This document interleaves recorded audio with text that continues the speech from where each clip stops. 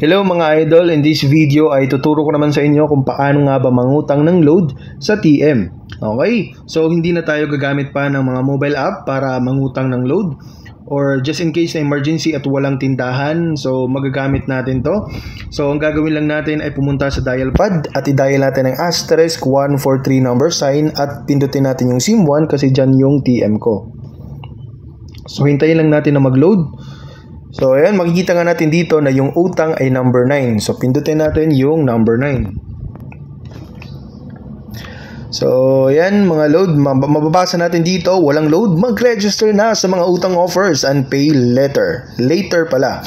So dito, number 1, utang load. Number 2, utang promo, emergency, pay utang status, unsubscribe, tsaka back. Unahin natin tong number 1. Ano bang meron dito sa number 1 na utang load?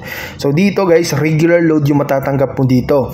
Itong number 1, utang load, so P2 load 15. So ang total na ibabawas niya ay 18 pesos ata or 17. Dito naman sa utang load 10, so 10 pesos plus 2 pesos na service fee. Okay? So tapos dito sa number 3, load 5. Check natin sana hindi ito ma-process.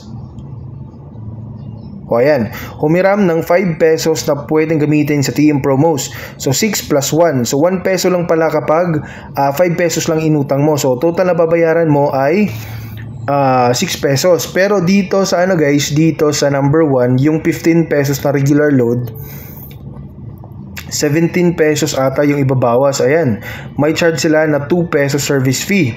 So magiging 17 pesos yung ibabawas nila. So back tayo.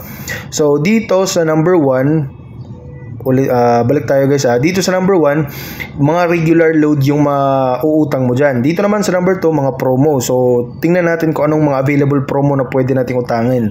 So number 1, utang surf 15, utang surf 10, so C10 tsaka CA10. So yung number 1 guys, yung 15, 17 pesos din natin yung ibabawas. Ayan, so bibigyan ka lang ng 200 MB na pang internet.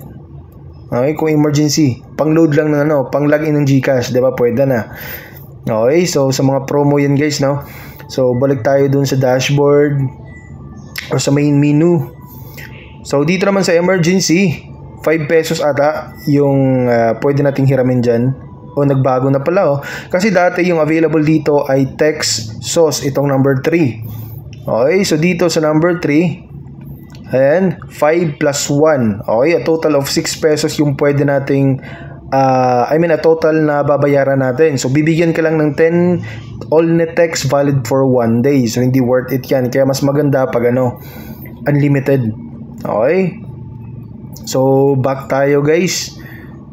Tapos ayan, pay utang kung gusto mong magbayad ng utang. Pero dito guys, automatic na i-deduct Halimbawa, mag-utang tayo dito ng promo or regular load, mag-utang tayo ngayon.